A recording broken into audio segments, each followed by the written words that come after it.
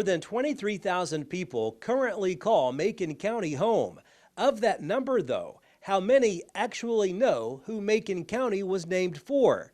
If you don't know, you're about to find out. Who was Macon County, Tennessee named after? Nathaniel Macon, Revolutionary War soldier. And you may say, well, why was Macon County named for Nathaniel Macon, just being a Revolutionary War soldier? I get that information from former county historian Harold Blankenship. And I think perhaps the reason that he was chosen, you know, it wasn't that long after the Revolutionary War, and we had probably 25 Revolutionary veterans buried in our county, which the sentiment would have probably been high, you know, let's name it after our comrade, etc.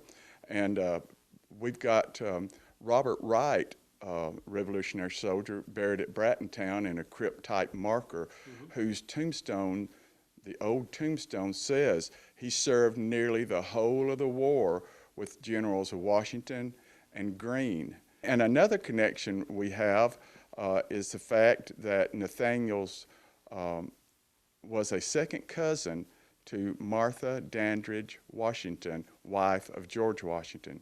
So you have all these ties going on, you know, it's they just wanted to, I guess, honor their comrade. Of course, he was born in 1757, I believe you said. You don't know much about his early life, but you do know as he got older, he got married, and then he had a prominent political career as well, I think. Right. Well, I do know that he attended the University of New Jersey at Princeton. I know that much about his education. Okay.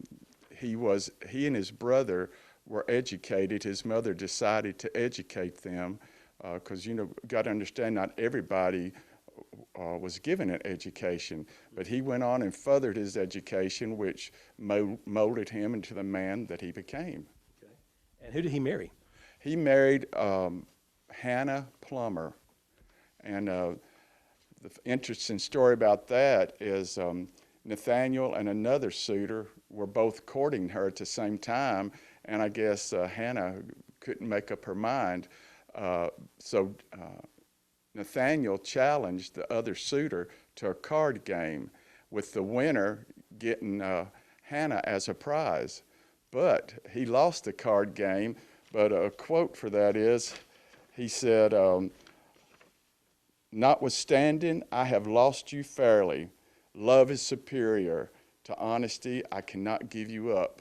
They were married and had 4 children, with the son dying, but she died at age 29. Nathaniel lived to be age 78, but he never remarried, even though he was left a widower at age 32. He was so devoted to her and to her memory. And after she passed away, did he become interested in politics at that point? Well, I don't know what the time frame was, but he was definitely interested in politics. He served both in the House of Representatives, serving from 1791 to 1815.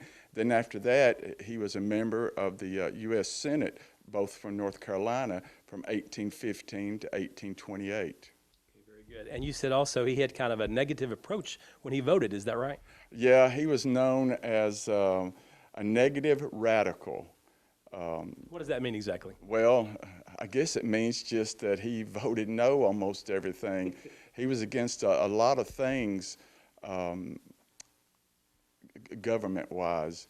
He thought all things should be open for negotiation. He said, "That is my word and arm." So, you know, I guess perhaps he didn't want to vote on it without really investigating it, which is, I guess, a wise thing. Where is he buried today, and what's unusual about his grave? Well, he's buried in North Carolina. He and his wife and son are all buried on the edge of their yard of their 2,000-acre plantation. But, of course, then, as it is now, he feared that his grave would be plowed over. So he had a massive amount of flint rock put on their graves, because he thought no one would go to the trouble of removing the rocks just to cultivate, that spot. And he was right, because it's still there today. Of course, he was very well respected in North Carolina and Macon County, of course, obviously here in Tennessee. But this isn't the only place in our country that is named after Nathaniel Macon, is it? No, there's not. There's 12 places named after Nathaniel Macon, with Macon County being one of them. So I think that's pretty noteworthy that, we have that tie with, such a political figure. There's a famous quote I think you wanted to share with him. Yes, he said, no man should live where he can hear his neighbor's dog bark. And I think that's a good sentiment even for today. What did you learn about him that maybe you didn't know when you did the research? Well, actually, I didn't know a lot about him, only the fact that he was a Revolutionary War soldier. The facts that I told you I thought were very interesting. I thought it interesting that he was such a naysayer always in his votes, but of course he wasn't always, but a lot of things he did vote on. He was for the Louisiana Purchase, and he wanted also for the area of Florida to be purchased by the U.S. He was against, I think he was against the War of 1812, but he's worthy of study, further study by someone. Do you think the folks back in 1842 made the right call here in Macon County by naming this county after Nathaniel Macon? Well, I guess so. It fits now, Of course, we would have gotten used to anything after 175 years. But I would say at the time, we had wise forefathers who founded the county, and they did what they thought was best, so I accept it. I wouldn't want our county named anything else. There have been 4 courthouses to serve Macon County residents through the years. Perhaps the most beautiful one burned to the ground in 1932 at the hands of an alleged arsonist. But you can tell from these photographs over the years that this area of the county has always been a vibrant gathering place for local residents. Residents who call a county home, named for an accomplished North Carolinian who made a difference during his nearly 80 years on Earth. Reporting in Lafayette, Barry Hyatt, NCTV.